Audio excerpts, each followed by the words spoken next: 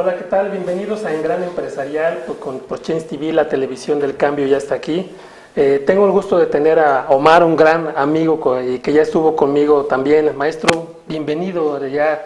Ya tiempo que lo conocí en un evento ahí con nuestro querido amigo Marco Holguín. Ahí coincidimos y pues a lo largo del tiempo hemos forjado una muy buena amistad y hoy me siento muy honrado de que esté aquí en Gran Empresarial platicando de un tema de bastante actualidad. Maestro, bienvenido.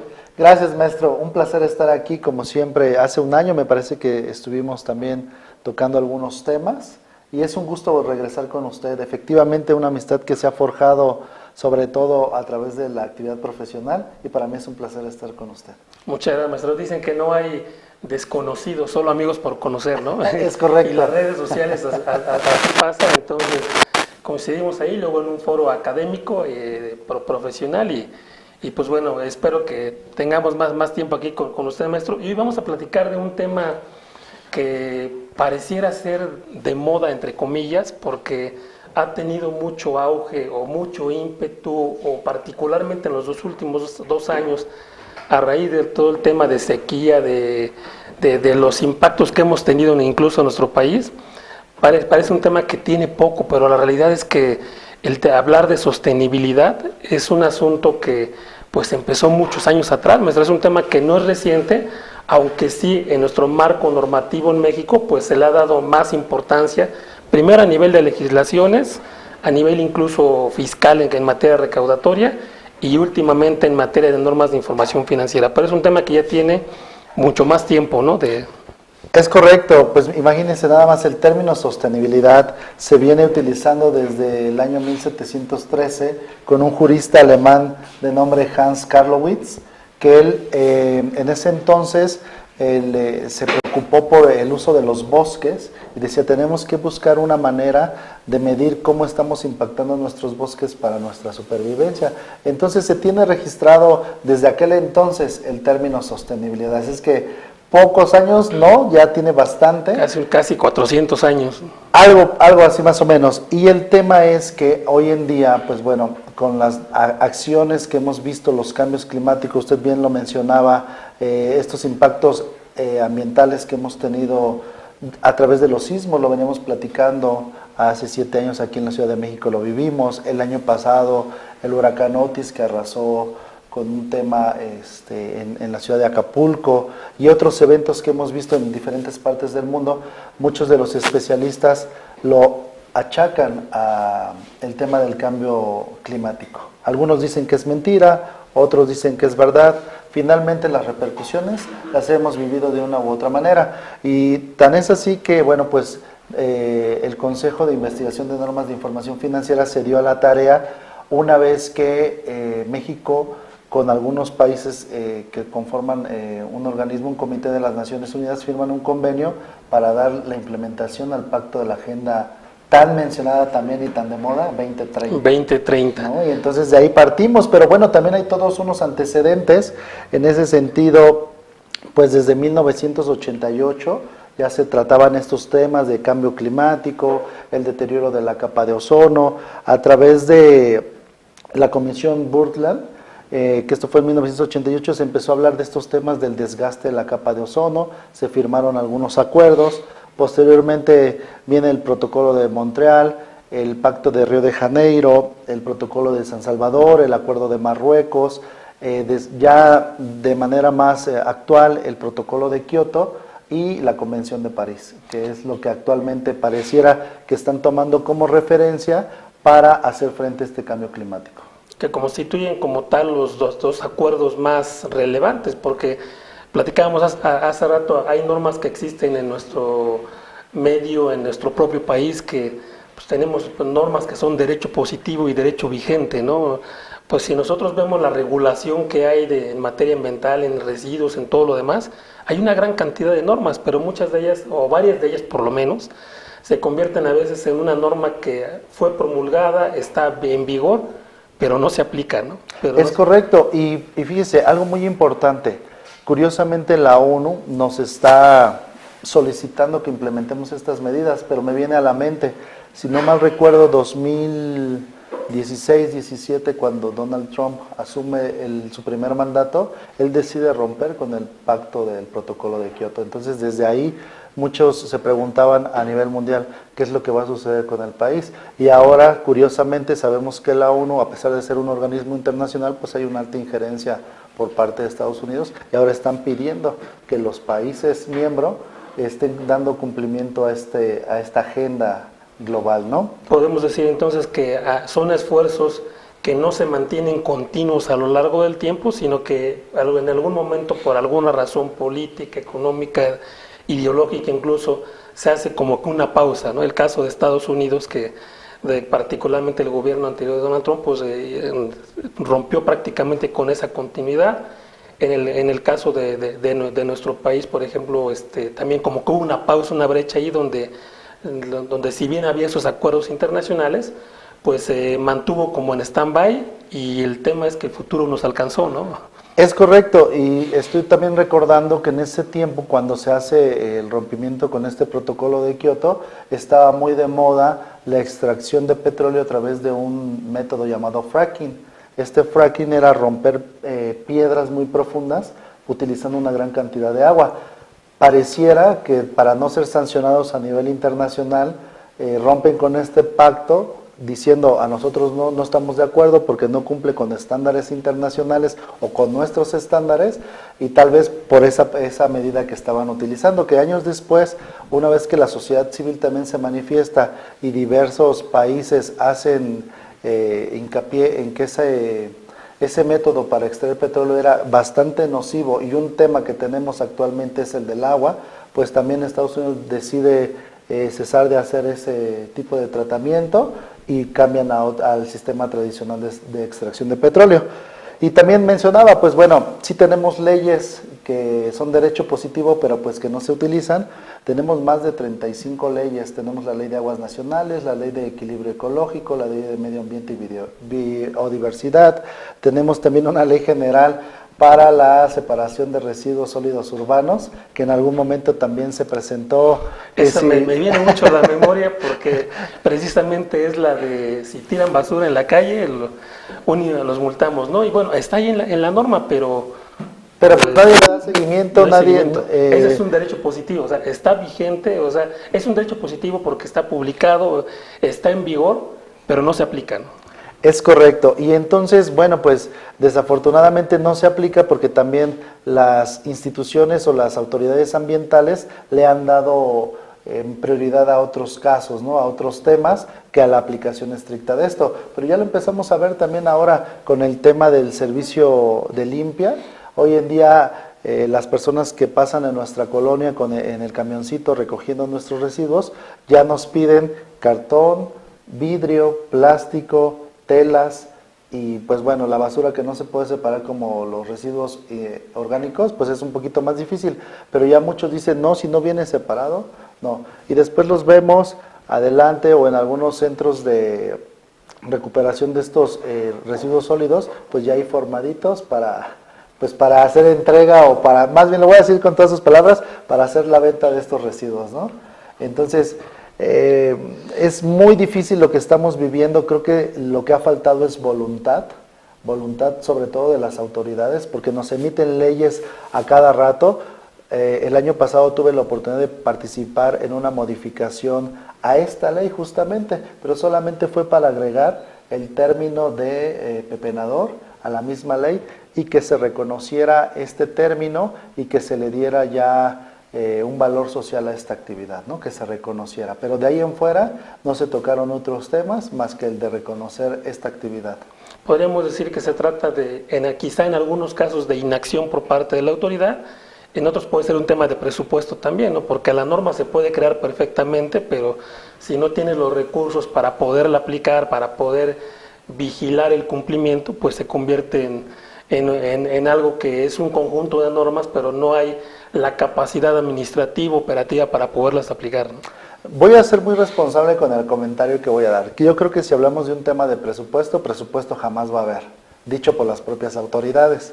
Pero también si vemos por otro lado los presupuestos que ha manejado la actual administración, pues son presupuestos inmensos, es una cantidad muy grande de dinero. Insisto, creo yo que lo que falta es voluntad de querer hacer las cosas. Están los recursos, están las formas, incluso las mismas leyes contienen sus sanciones, solamente falta aplicarlo, pero no creo que sea una cuestión de presupuesto, creo que es más una cuestión, lo digo con responsabilidad política, porque no le conviene al gobierno. Imagínense estar sancionando a todas las personas que tiran todavía basura en la vía pública, pues sí, no va a ser nada popular esa medida. Sí, tocó un punto, no es algo que abone a la causa.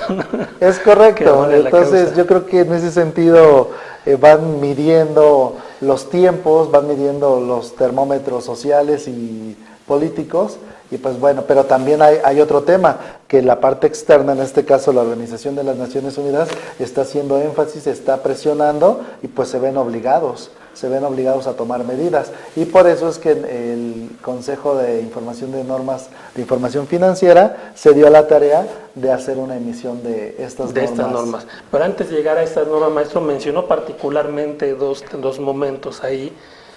Si bien desde la antigüedad, bueno, no la antigüedad, pero hace 300, 400 años ya había esa preocupación, particularmente creo que hubo iniciativas ahí muy aisladas, particularmente en materia de responsabilidad ambiental en su momento, como la eliminación de los clorofluorocarbonos en su momento, el tema de conservar el agua, de cerrarle la llave, en su momento también con el uso del propio insecticida, ¿no?, que se empezó a restringir precisamente por los efectos y los impactos que generan en la capa de ozono y la producción de gases de invernadero.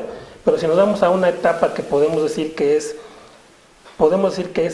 la génesis de lo que hoy tenemos en materia de regulación, pues nos remontaríamos entonces al protocolo de Kioto, ¿no? Porque es correcto, completamente. Constituye, si bien ha habido una gran cantidad de leyes, constituye un esfuerzo internacional ante todos los efectos de gases de invernadero. Primero lo vieron a nivel de países desarrollados, ¿no? Vamos a enfocar porque los países desarrollados son los que más contaminan, y este protocolo de Kioto iba particularmente enfocado a países altamente industrializados y a los compromisos internacionales que tendrían que asumir para combatir el cambio climático, que ese era el inicio del protocolo de Kioto, ¿no? Después ya evolucionó a lo que es el Acuerdo de París, donde dijeron, no, pues no solamente el tema de impacto climático, pues tiene que ver con países desarrollados, también afecta en general a todos los países. Entonces ya son los antecedentes que podemos decir son los esfuerzos ya más serios, más formales para efectos de ir combatiendo estos impactos al medio ambiente, y particularmente en el caso del Acuerdo de París, pues se fijan varias posturas, entre ellas es compromisos con fechas, con deadlines, ¿no? Para evitar particularmente que la temperatura a nivel global no excediera de 1.5 a 2 grados, porque dicen, al final esto te lleva a un derretimiento de los polos, a cambios. Ya lo vivimos, exactamente lo mencionó maestro con el tema de Acapulco, que era algo que no era predecible a ese grado, pero es producto de esos cambios. Y también este mismo acuerdo, pues que ya lo comentaremos seguramente un poco más adelante, pues varias líneas de acción, entre ellas es imponer una serie de impuestos para las empresas que fueran altamente contaminantes, y por otro lado también el de diseñar algunas medidas que desafortunadamente en nuestro país creo que han sido escasas en ese sentido, de estímulos para tratar de mitigar esos efectos, como por ejemplo son los certificados, que ya platicaremos un poquito más adelante, ¿no? Pero como que son los esfuerzos, podemos decir, el antecedente moderno de todo lo que hoy lleva a la emisión de las normas de información financiera. Es correcto, y bien lo mencionaba usted, hay una situación, el protocolo de Kioto y el Acuerdo de París sirven de base y de fundamento para la emisión de estas normas de información financiera. Además, yo quisiera agregar que recordemos que hay objetivos de desarrollo sostenible por parte de la ONU, son 17 puntos, porque justamente usted lo decía, el protocolo de Kioto se fue para países altamente industrializados, pero resulta que toda la basura y todo lo que se generaba en esos países altamente industrializados terminaba del otro lado del mundo, ya sea en un mar, en una playa o incluso en algún país. ¿Le parece que regresemos con el comentario de esos puntos, maestro, después de una pausa? Claro que Vamos sí. a una breve pausa, no se vayan, continuamos con este tema y regresamos para platicar los impactos incluso a nivel de normas de información financiera que ya están en vigor y que son de aplicación obligatoria para México en 2025 o incluso anticipadamente, como veremos después de esta pausa.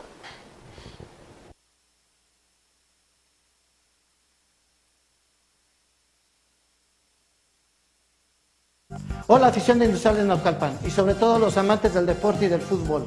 Hoy me es grato informarles que Industriales FC inaugura un canal de televisión por medio de Change TV para que tú conozcas todo el contenido de Industriales y de este gran proyecto deportivo, en el cual incluirá academias, las noticias de las ligas donde vamos a participar con los primeros equipos y encontrarás contenido nacional e internacional.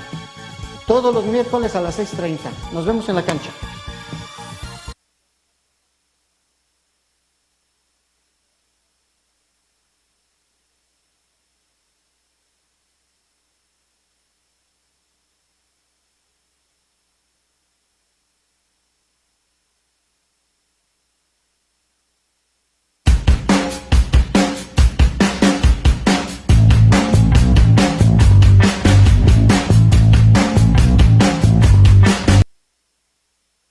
Hola, mi nombre es Xochitl Fernández Ruiz.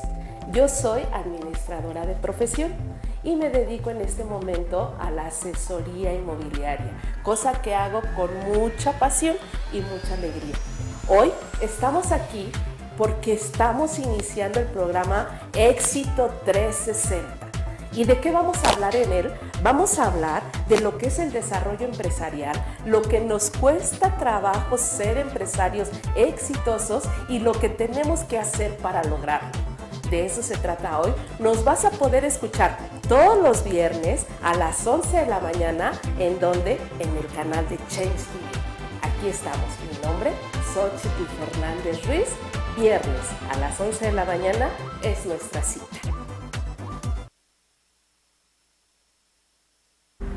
Hola, ¿qué tal? Mi nombre es Ofelia Fernández, especialista en desarrollo psicoemocional desde la psicoterapia gestal, psicooncología, suicidología, logoterapia, tanatología y mindfulness. Quiero comentarte que estaré en el programa Evolución Mente Dinero, que se transmite todos los lunes en punto de las 12 del día por tu canal Change TV, la televisión del cambio. Ahí nos vemos.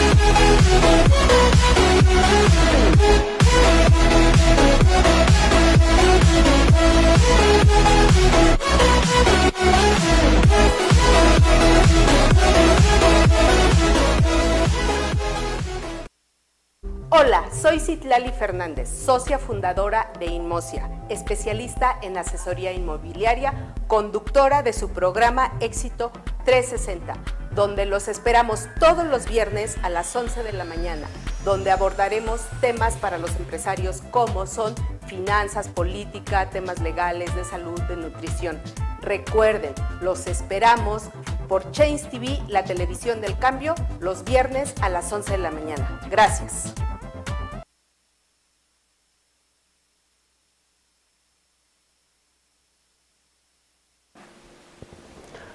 Hola, nuevamente estamos de regreso con el tema de sostenibilidad, un asunto que pareciera distinto o de un entorno que nada tiene que ver con el ámbito empresarial, Sin embargo, pues como ya mencionó nuestro maestro Omar, precisamente las normas de información, en este caso las normas de información financiera, pues han establecido algunas normas que tienen que ver con la regulación en materia de los estados financieros. Pero antes de platicar sobre ese tema, nos quedamos, maestro, con el tema de los objetivos de desarrollo sostenible. Así es. ¿Nos podría abundar un poco sobre ese tema? ¿Cómo no? Pues este es un plan maestro que tiene como objetivo principal tener un futuro sostenible. Y por sostenible también quisiera yo mencionar y hacer la acotación que es que los recursos que yo estoy utilizando hoy para producir algo, para vivir de algo, garantizar que esa actividad también la tengan las futuras generaciones. Entonces, lejos de ser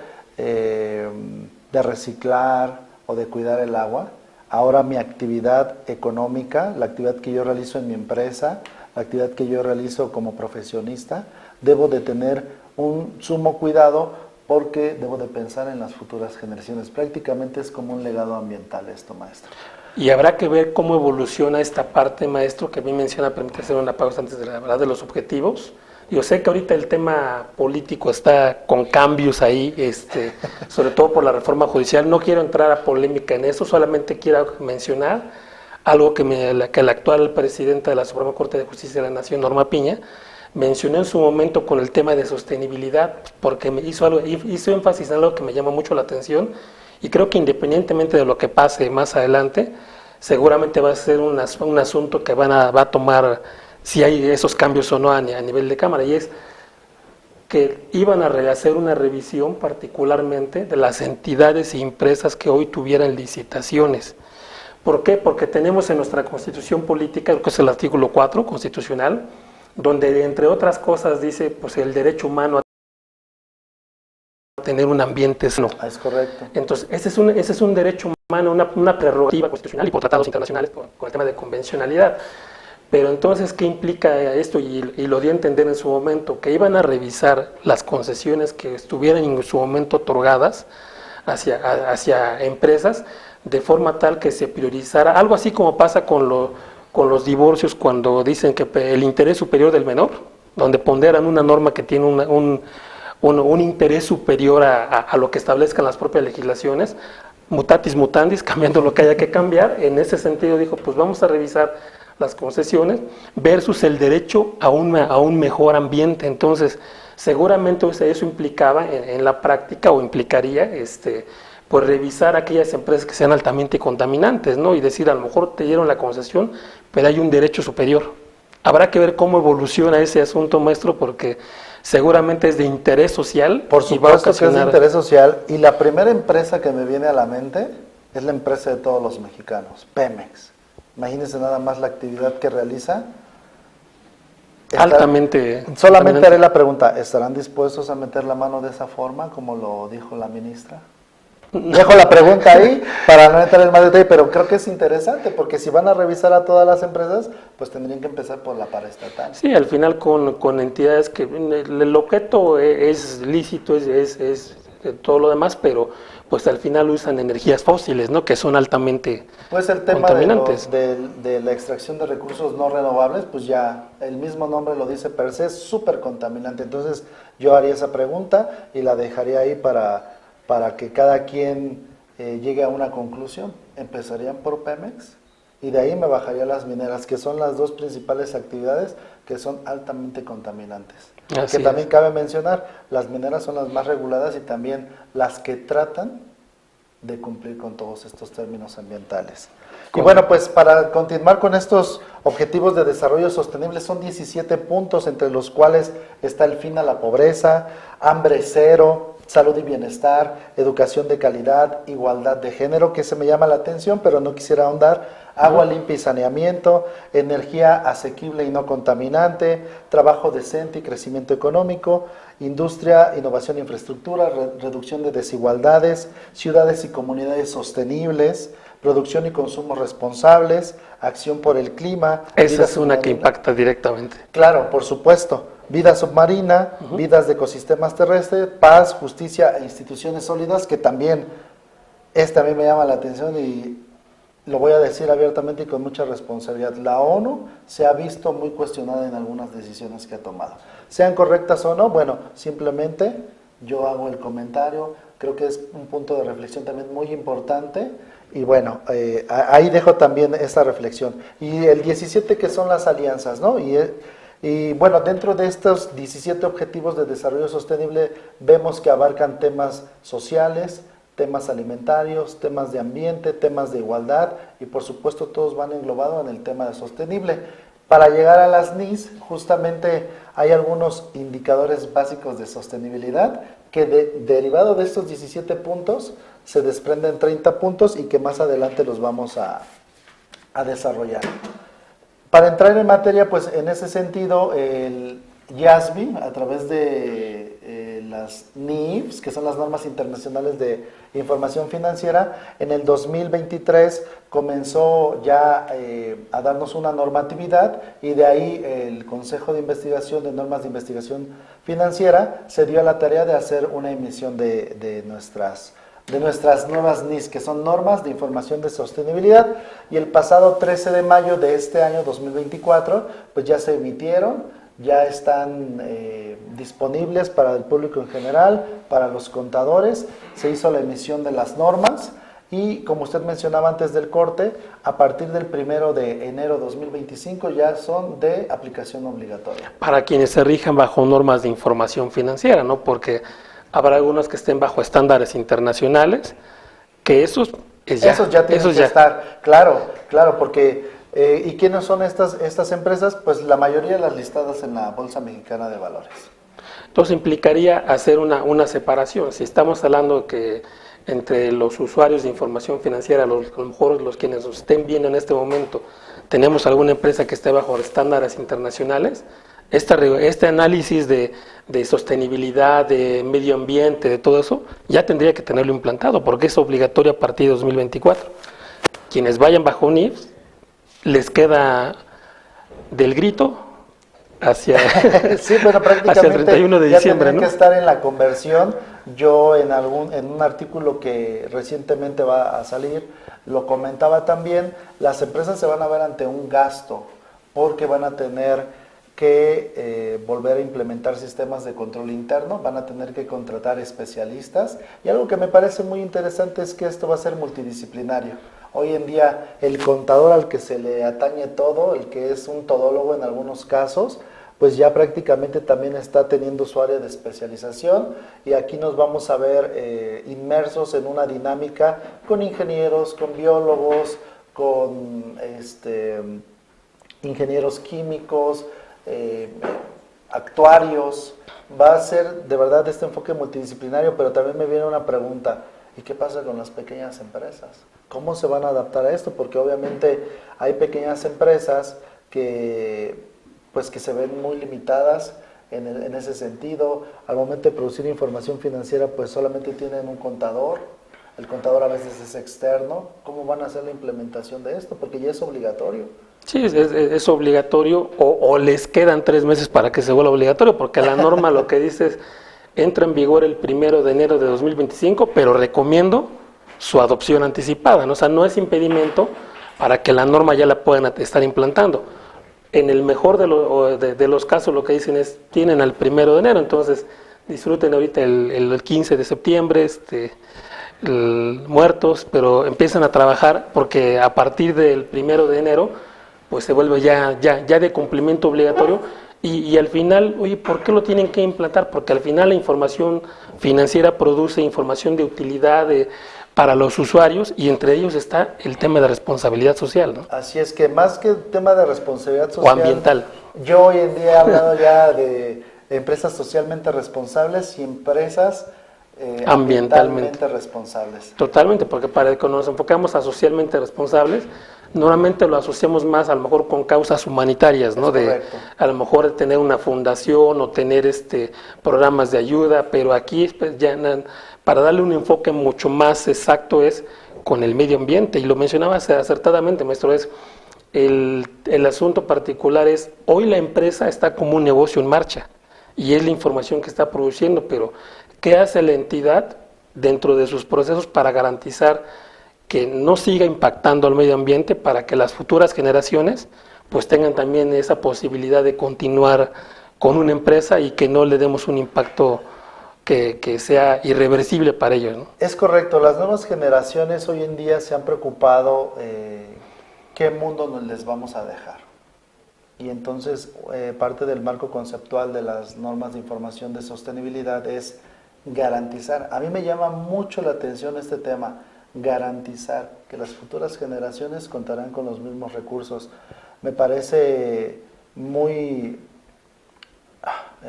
el término sería, me parece muy delicado hablar de garantizar, porque los mismos recursos que tenían nuestros abuelos no son los mismos que tenemos ahora, de manera natural. Entonces es un término que me parece muy arriesgado, ¿no? Pero bueno, si de alguna manera también podemos contribuir nosotros como contadores desde nuestra profesión para emitir estos reportes, pues hacerlo, ¿no? He mencionado también que estas NIFs vienen a revolucionar todo el tema de revelación de información y cómo vamos a emitir nuestros reportes. Creo que hay una gran oportunidad en este momento. Nuestras razones financieras creo que se van a ver modificadas ahora por otras métricas. Creo que aquí va a depender mucho de la creatividad de cada uno de nosotros y tenemos una gran responsabilidad en este momento. Esta convergencia que estamos teniendo también es una oportunidad para demostrar que la profesión contable todavía está vigente y que tiene mucho que ofrecer. Y mencionó algo muy, muy interesante que no lo había previsto, pero me surge la idea porque dijo, tendremos que ver dentro de nuestro objeto social. Incluso, y a lo mejor mi objeto social lo limité hace 2 años por el REPSE, ¿no? Porque bueno, antes teníamos razones sociales amplias, ¿no? Con todos los objetos sociales, y me dedico a arrendador, y aparte a contratar, y aparte a esto.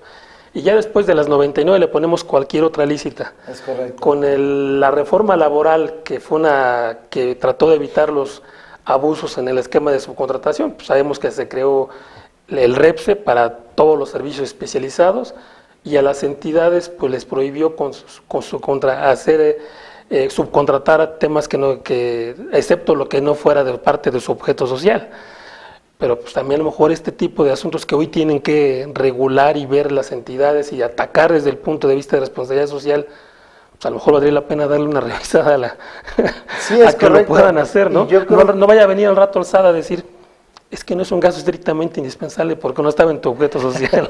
Me acaba de ganar el tema porque yo lo platicaba hace poco con algunos colegas y con algunos clientes y le decía, el tomar estas métricas incluso te va a ayudar a darle la famosa materialidad, ¿no?, de las operaciones. Pero, como usted bien dice, estamos sujetos a algunos criterios por parte de la autoridad y en ocasiones pareciera que es todo lo contrario a lo que marca su norma. Como que vamos en sentido contrario, las entidades en función a ir cumpliendo todas las normatividades y por otro lado la autoridad en ir acotándolas, ¿no? Pero la verdad es que es un tema que da para mucho, maestro. Sí, por supuesto, porque de hecho llevamos 2 bloques hablando solamente de los antecedentes. No hemos llegado a la NIS A1, que es el marco conceptual, y la NIS B1, que ya nos habla de los índices básicos de sostenibilidad y que son 30 puntos también, que los vamos a mencionar enseguida. Perfecto, vámonos a una breve pausa y regresamos ya con la parte de normas de información financiera para entrar en materia de la responsabilidad que tienen ahora las entidades, personas morales particularmente, de revelar información en sus estados financieros bajo estos nuevos estándares. No se vayan, regresamos en unos instantes.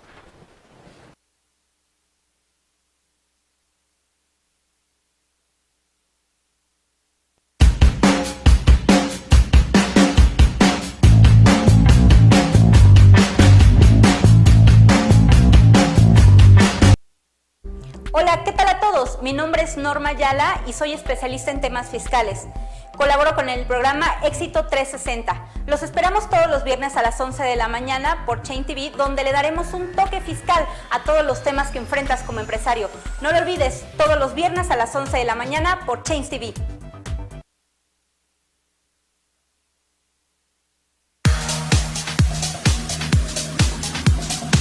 Querida audiencia de Chain TV, mi nombre es Adrián Santamaría, abogado fiscalista, y los invitamos para que todos los lunes en punto de las 2 de la tarde nos sintonicen para escuchar nuestro programa donde ustedes conocerán de temas fiscales, de temas de emprendimiento y de temas culturales. No lo olviden, todo realmente por Change TV, la televisión del cambio.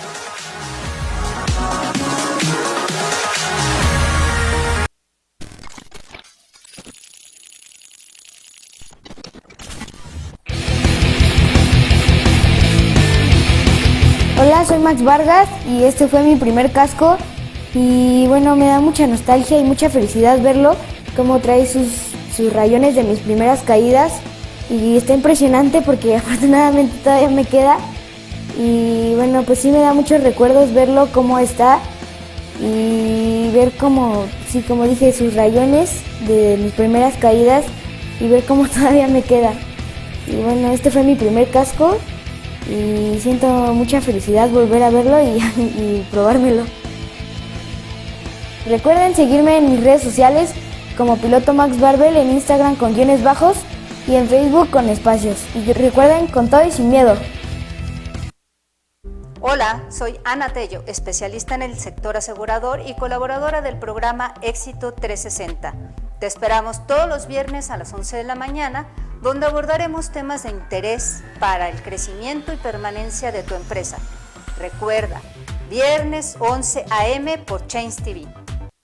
Hola, ¿cómo están? Yo soy Javier Avilés y voy a colaborar en el programa de Evolución Mente y Dinero, tocando diversos temas como la imagen pública y el desarrollo personal. Los esperamos los lunes de 12 a 1 de la tarde. Soy Jaime Álvarez, maestro en alta dirección empresarial, especialista en derecho civil y director general de Fedelta Abogados, un despacho especializado en resolución de conflictos en materia civil, mercantil, familiar, arrendamiento inmobiliario, sucesiones y negligencia médica, entre otras cosas. Hoy te quiero invitar a que veas nuestro programa Fedelta Resuelve todos los viernes a las 11 de la mañana en Change TV, la televisión del cambio.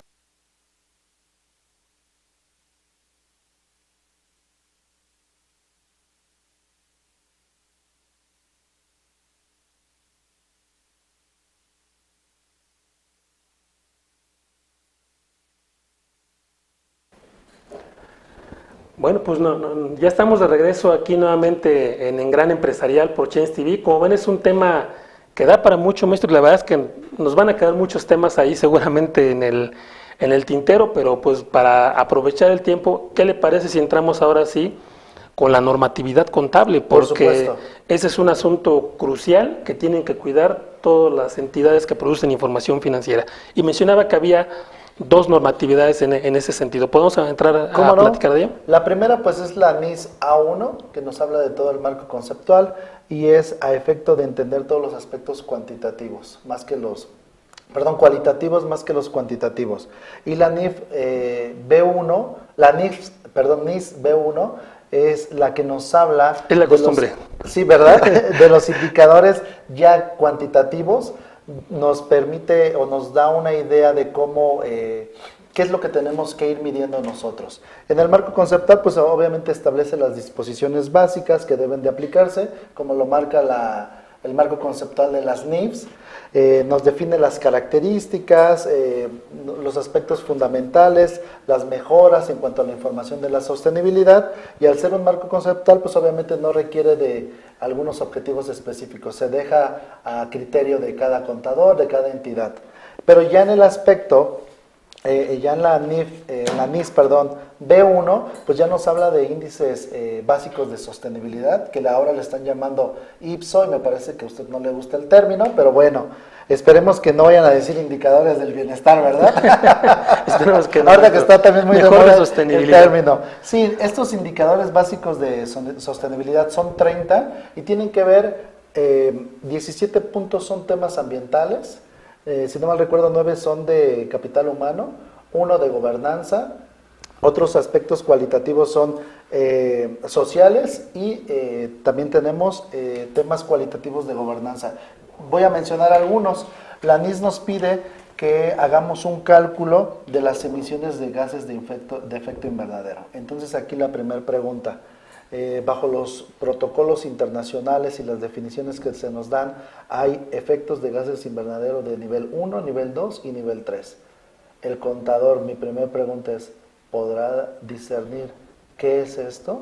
De ahí que yo digo, va a ser una implementación interesante para las empresas, porque se va a requerir de un equipo multidisciplinario, maestro. Totalmente, maestro. Y déjeme comentarles que el maestro Omar lo vive en carne propia porque no está comentando teoría, él lo vive como siendo empresario y precisamente dedicándose ahí a algunas entidades que requieren el reprocesamiento de este tipo de productos. Entonces eso lo ha tenido que ir viendo porque lo necesita dentro de sus procesos, ¿no, maestro? Es correcto. Entonces, pues nos hemos visto en la necesidad a veces de que, oye, necesitamos hacer un estudio de este material, pues contrata a la persona adecuada, a un ingeniero específicamente en este tema. Entonces, creo yo que la convergencia va a ser interesante, decía yo, debemos darle un enfoque multidisciplinario. Y también nos pide, por ejemplo, el consumo de energía. Estos informes nos piden que hagamos un cálculo de la energía que consumimos para realizar la actividad primordial de la entidad. Nos pide también, si dentro de esta actividad primordial tenemos energías renovables, energías alternativas, también que hagamos un cálculo entre las que dejamos de consumir, como la energía eléctrica que conocemos de manera natural y que nos provee un tercero, y lo que nosotros implementamos tal vez a través de celdas solares. Energías sustentables. Sustentable, es correcto. También nos habla del agua que utilizamos, desde la que utilizamos para lavarnos las manos, las descargas en los excusados, y si esa agua es reutilizada, también nos pide que hagamos los cálculos, que hagamos la cuantificación de cuánta no se desperdició, de cuánta se reutilizó y de cuánta se dejó de utilizar como agua potable. Entonces, insisto yo, ahí necesitamos un ingeniero de aguas, un ingeniero químico, necesitamos adecuar nuestras instalaciones para que tal vez si, por ejemplo, en el tema del lavado de manos, esa agua la queremos reutilizar, pues tenemos que hacer toda una implementación. Por eso yo decía que era muy interesante. Y bien que me menciona que es multidisciplinario. Al final está dentro del estándar de lo que ha hecho siempre el contador público, es decir, no hacer esa actividad, sino me refiero que existe precisamente el apoyo de especialistas. Así es. Particularmente el contador público, su función es emitir una opinión en su caso sobre los estados financieros, sobre todo cuando son empresas dictaminadas o si es una empresa que los prepara por sí solo. Los estados financieros tienen que ser útiles, pero también en ese proceso siempre ha ocurrido que hay trabajo de especialistas de tercera en materia de precios de transferencia, sea de comercio exterior, un D3, sea para cualquier otra índole, siempre se ha recurrido a un trabajo de especialistas. Hoy la reforma incluso del SAT fiscal de hace 2 años en materia penal, pues también implicó hasta meter un abogado por el tema penalista con fiscal. Especialidad en fiscal. Sí, porque resulta ser que el penalista pues conoce de secuestro, receptación, pero no de fiscal, y el fiscalista no conoce de penal. Entonces, es correcto. Ha sido involucrado, o sea, al final es parte de lo que ha hecho el contador público. Lo que está pasando ahora es que, adicional a toda esa información que está produciendo una entidad que es útil para la compañía, tiene que medir estos impactos, tiene que medir cómo está impactando en su huella al cambio climático con los gases de invernadero, y eso no lo va a poder hacer él. Lo va a tener que identificar con el apoyo de especialistas y plasmarlo en información financiera. Pero todo ese trabajo de campo requiere precisamente el apoyo de esos especialistas, de ese ingeniero, de ese actuario, de ese experto en cambio climático que coadyuve a generar esta información, maestro. Es correcto, y por ejemplo, uno de los últimos puntos también es la generación de basura dentro de tu empresa. ¿Cómo le estás dando ese tratamiento? Hoy en día yo he ido a algunas empresas donde tienen 11 botes de diferentes colores: cartón, papel, plástico, vidrio, metales, aparatos eléctricos, orgánicos. De verdad, a veces darle aplicación a todos estos requisitos es muy difícil. Hay empresas que han asumido la responsabilidad, lo cual yo valoro y les agradezco también por su responsabilidad, pero es muy difícil. Yo quisiera preguntarle a una pequeña o mediana empresa cómo va a implementar esto. Sí, es muy complicado. Hay entidades que literalmente van recuperándose del efecto post-pandemia, ¿no? Donde estuvieron sin operar por no ser una actividad esencial, hoy están resurgiendo, pues tienen que evaluar este tipo de, tipo de actividades, ¿no? Por ejemplo, nuestros paisanos de Acapulco se están apenas recuperando de un efecto natural. Entonces, imagínense ahora tener que hacer toda la implementación en el caso de los hoteles, la descarga de aguas residuales, el uso de energía eléctrica, el manejo de residuos sólidos. Eso va a implicar también un costo, pero que bueno, el contador, como usted bien lo decía, tiene ya aproximadamente 3 meses para darle solución. Para darle soluciones y apoyarse. O sea, así igual como el maestro ha estado por la parte empresarial, déjenme les comparto que hace un par de años me involucré con una fundación, con colegas que son maestros en cambio climático, biólogos, precisamente esa labor multidisciplinaria. Nos involucramos con un proyecto particularmente para certificados de carbono para el sureste de México, y es un mundo totalmente diferente, te metes a materias que son totalmente diferentes, y es un ámbito donde hay mucho crecimiento, muchos temas por enfocar, pero exactamente, nos acoplamos también que creamos una fundación, que hoy se llama Fundación Oxígeno Azul, y particularmente pues ahí realmente los expertos son el actuario, el biólogo, son quienes van siempre, a lo mejor uno es el contacto con el cliente, pero los que hacen el trabajo, la parte de expertise, como bien lo mencionó, es de ellos, escapa naturalmente de las funciones que podemos tener como contadores. Somos asesores, pero apoyados en un experto. Maestro, y me acaba de recordar, derivado de todo esto que se está generando y de estos bonos de carbono, ahora ya podemos hablar también de finanzas sustentables, que eso, si gusta,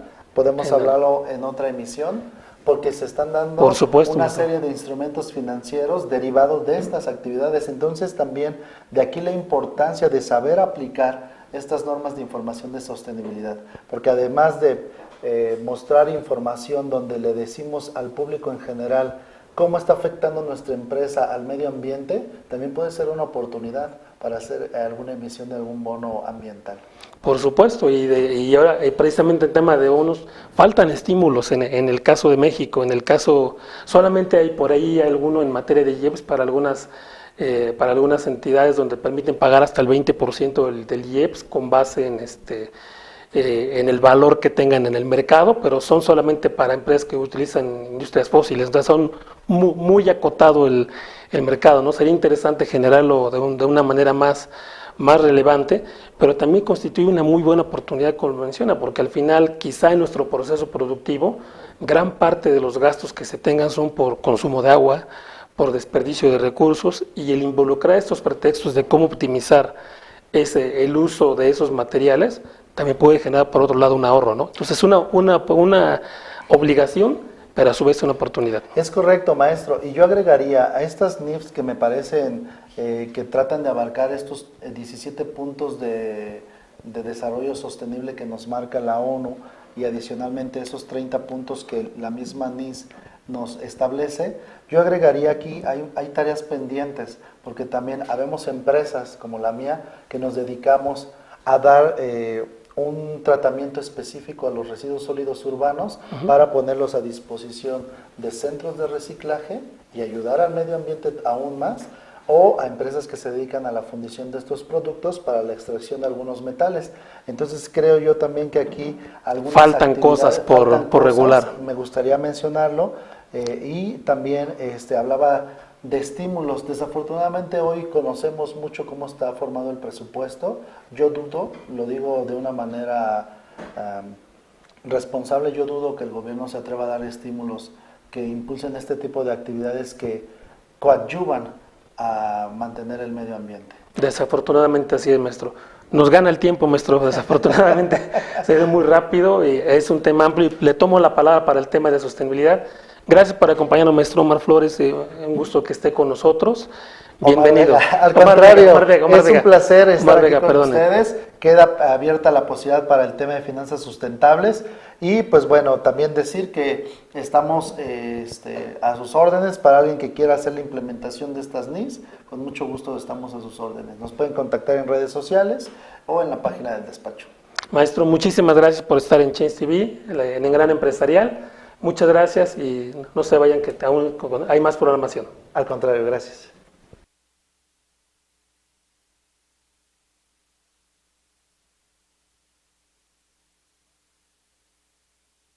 Hola, soy Ana Tello, especialista en el sector asegurador y colaboradora del programa Éxito 360. Te esperamos todos los viernes a las 11 de la mañana, donde abordaremos temas de interés para el crecimiento y permanencia de tu empresa. Recuerda, viernes 11 a.m. por Change TV. Hola, soy Guillermo Mora, concejal en la Alcaldía de Iztapalapa.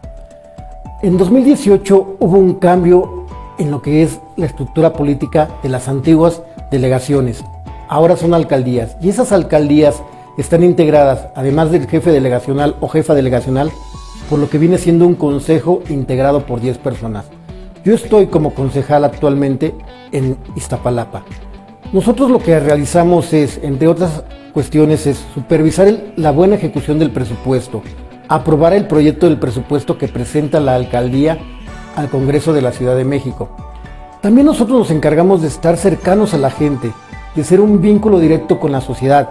Justamente al revisar que el presupuesto se ejecute de la manera correcta, nosotros vemos que los servicios lleguen como tienen que llegar, que las colonias se encuentren lo mejor posible.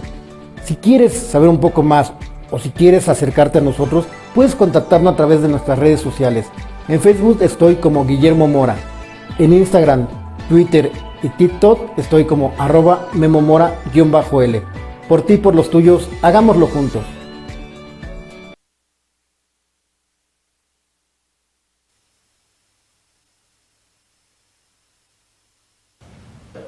Gracias, compañero Rodolfo Jerónimo, por la información que nos acabas de compartir, bien importante.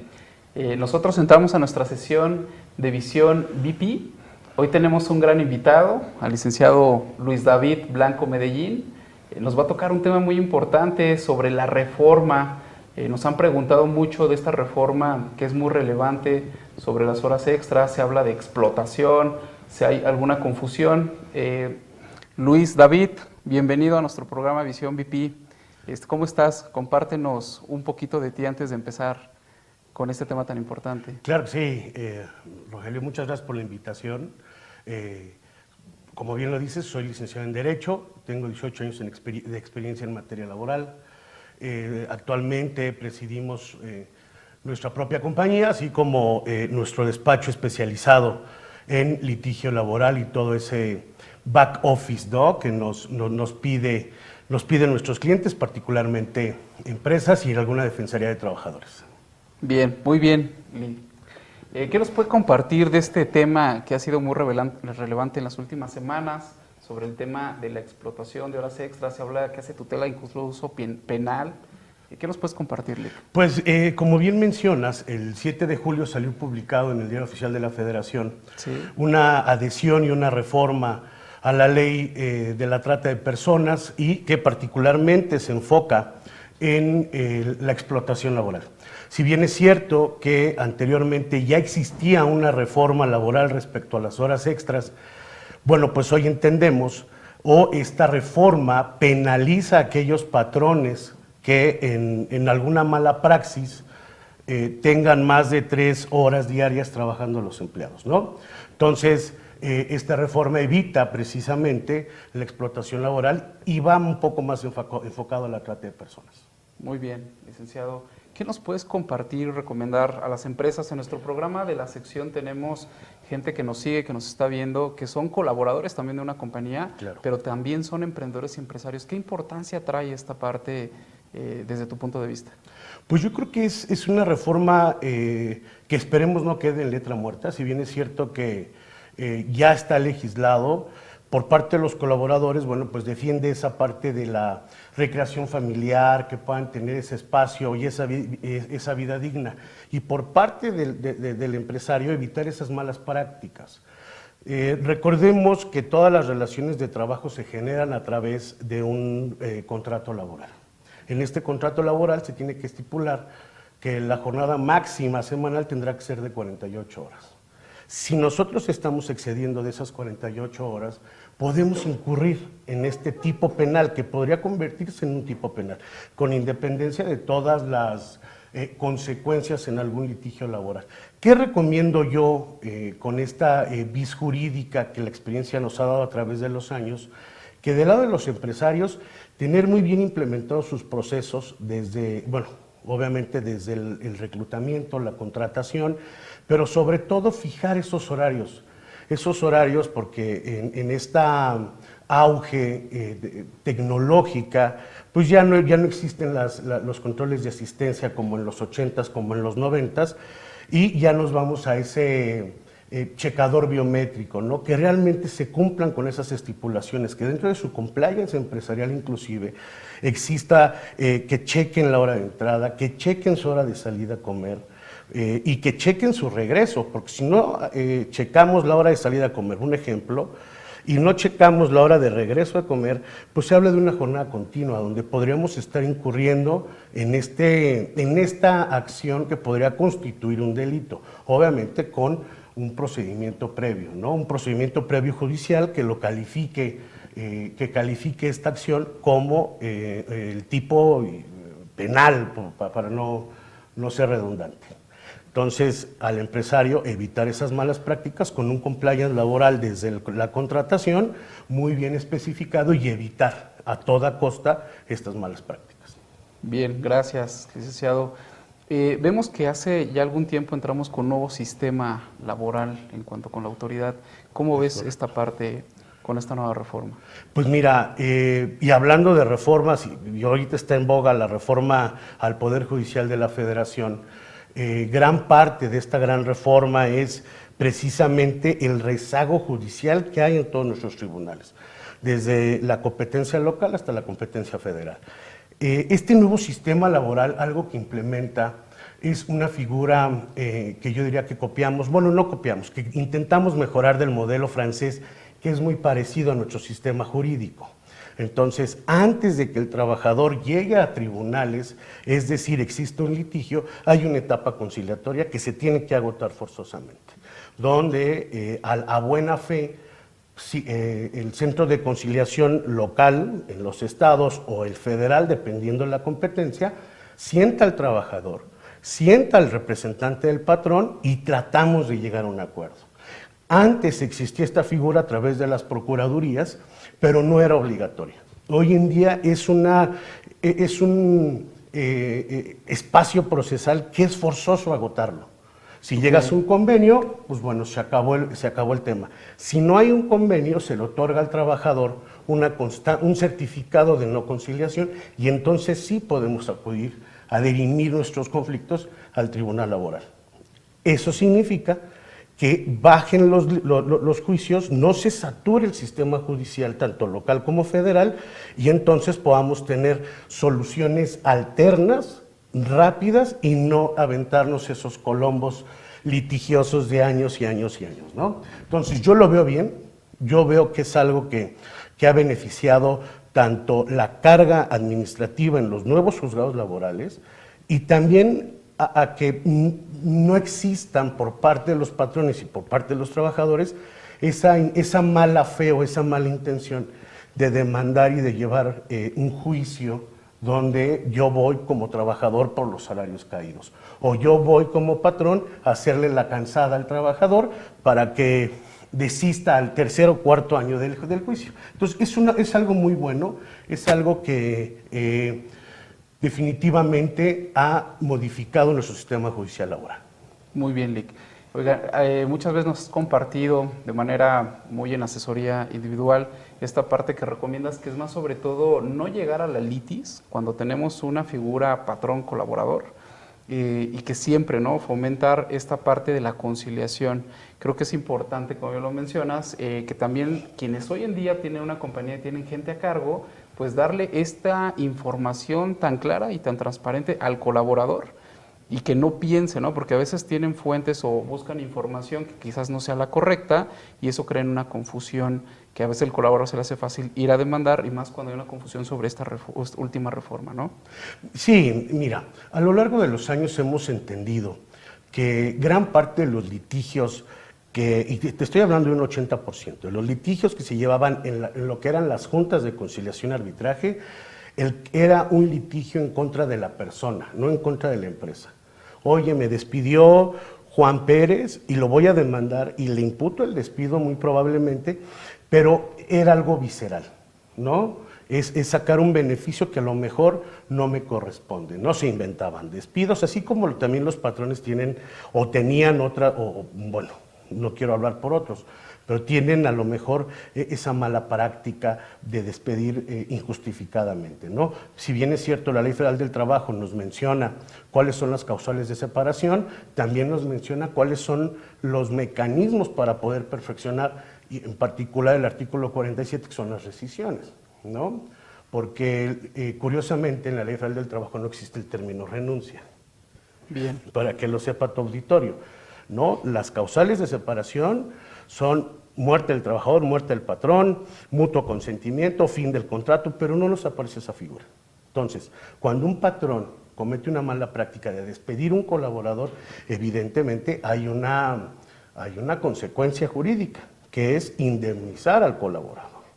Y tu colaborador que te está siendo víctima de moving laboral, que está de moda, acoso laboral, que te afecte psicológicamente, pues evidentemente están las instancias judiciales para poderte defender, ¿no? Ok, muy bien, Lee.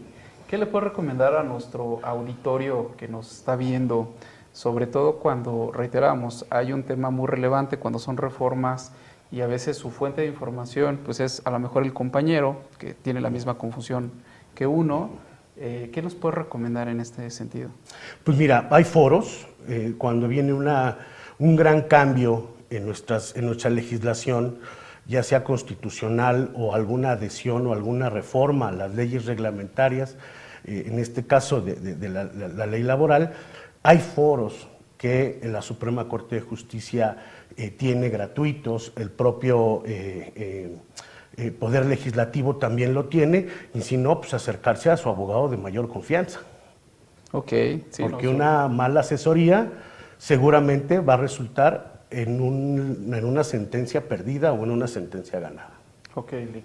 Creo que esta parte importante que nos resume sobre la importancia de la reforma, pero que más allá del cambio que trae, lo que es congruente sobre trabajar con los colaboradores, darles esa explicación, esa transparencia, que no caigan en esa duda, que también estén enterados, que estén asesorados y evitar, ¿no?, llegar a una litis donde ya pues, las cosas cambian, ¿no?, donde se rompe esa esfera jurídica que bien comentas. Pues muy bien, Lick, ¿algo que creas o que quieras aportarnos de manera adicional? Pues esos nuevos emprendedores, ¿no?, esas incubadoras de empresas que se asesoren bien con abogados especialistas en la materia, porque nosotros creemos que en esa balanza del famoso P&L, ¿no?, ese losses que a veces tienen las empresas es definitivamente por esas fugas de capital, por pago excesivo de sentencias, laudos anteriormente, hoy sentencias, o esas indemnizaciones súper gordas, ¿no? Pero eso es porque no tenemos una planeación correcta desde el contrato, desde la separación, y esa mala asesoría hace que inclusive muchas empresas estén en una práctica equivocada de renovar contratos cada 3 meses, ¿no? Los famosos contratos por capacitación, o con esos contratos por un mes, que son contratos a prueba, ¿no?, los famosos contratos a prueba. Y yo he llegado con clientes y los tienen un solo trabajador 12 contratos en un año. Pues esas malas prácticas hay que empezar a eliminarlas, ¿no? Ok, Lick. Pues muchas gracias por el tiempo que nos compartiste. Queremos agradecer también al foro, a todos los que nos están viendo, y nos vemos la próxima semana en nuestro apartado de Visión VIP. Gracias, muchas Lick. gracias. Muchas gracias a Gracias. ustedes, a sus órdenes. Saludos a tu público. Gracias.